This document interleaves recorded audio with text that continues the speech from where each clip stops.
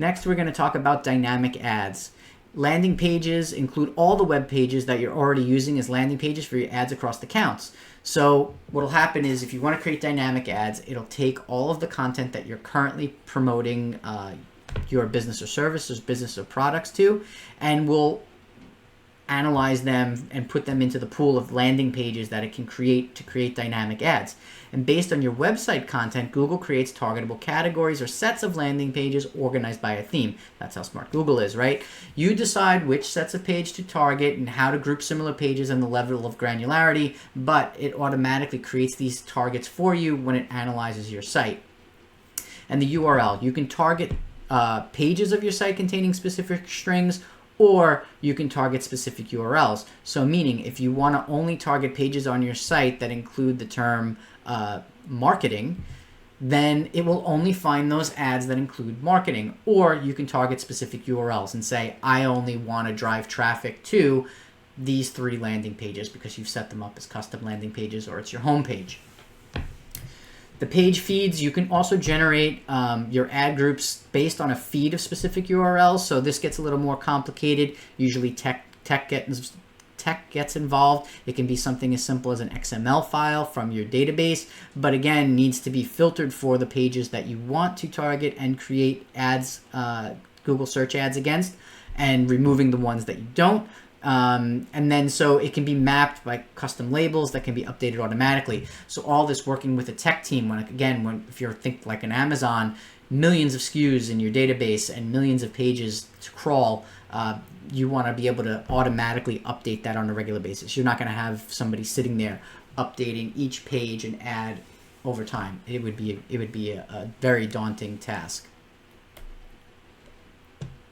The benefits of these dynamic ads, you can capture more searches, you don't spend time creating endless amounts of ads, and you still have transparency and control, so you can automatically change what you want in these ad sets. So if the basics of paid search are great, but when you're really working on these big, robust campaigns, dynamic ads and understanding how they work is really going to help any business scale.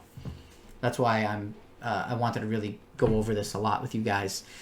And so the Google Ad Auction, so all of your bids that you make whenever you're put up an ad on Google search, it goes through an auction. It uses Google uses a special version of second price auction that takes into account more than just bids. And we'll get to that later, obviously. And this is taken directly from Google as well.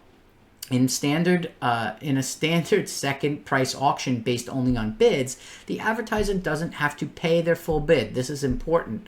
They only have to pay a penny more than the amount of the next highest bidder. So check out this example. Say we have 4 advertisers competing for space on the search results page, and they're all willing, and somebody's willing to pay $4. The next advertiser is willing to pay $3, $2, and $1 respectively for a user to click on their ad.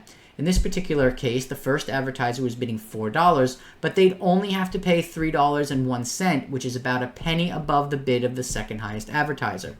So you won't know this competitively or really understand the competitive intelligence, but over time, as you're running ads for longer and longer, you will understand what the max bid is. And it's not always important to be in first place. That's another nuance that will come over time to understand. Do I want to be in first position, second position, third position? What are the benefits to each? The same thing applies to advertiser 2 and advertiser 3. So for instance, in this example, if you really wanted to get extreme, you could bid $100 on this ad. And unless somebody bids $101, they're never going to be in first place. If you bid $100, you will still only pay $3.01 for that click because you are bidding the highest against the next highest bidder. So you're only going to pay a penny more than whatever the next highest bid was. This design allows each advertiser to bid their true maximum willingness to pay for a click, but only have to pay just enough to beat the competition. What this really comes down to is understanding the metrics behind your business. Understanding lifetime value and what a customer is worth to you. So not just acting on what that ad is and that one transaction of one click for a purchase. That is not how you run marketing campaigns and paid ad campaigns. You need to understand the true value of a customer. They have a lifetime value if they purchase from you repeatedly. There is more intrinsic value than that initial click. And we know that out of the 100 people that click, only a certain percentage of them are going to purchase. All this needs to be factored into your budget and your overall lifetime value and return on investment for the campaign. When we're looking at ad quality, we're talking about the expected click-through rate, their prediction of how often an ad will be clicked on when it's shown, the landing page experience, which we talked about before. Users want ad landing pages that help them find what they're looking for. A highly relevant landing page yields a higher score. This is all very obvious, but it needs to be stated. And ad relevance is a measure of how well an ad matches what the user is searching for and helps to make sure that only useful ads are shown.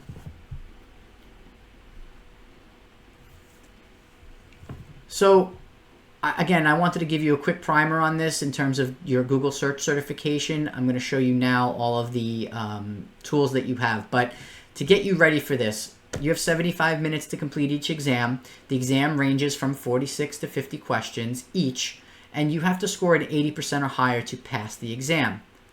The score you obtain on the exam itself and you submit to me will be the score you get for the certification for this grade on the course this course itself. Sorry.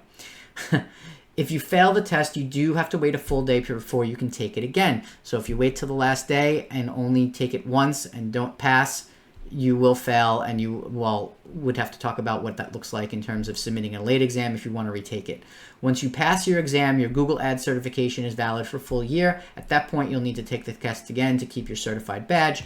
So again, once you do this, once you've already taken the exam, you can take it over and over again each year if you want to keep that Google certification, if it's important and relevant to either your resume, your job, etc. So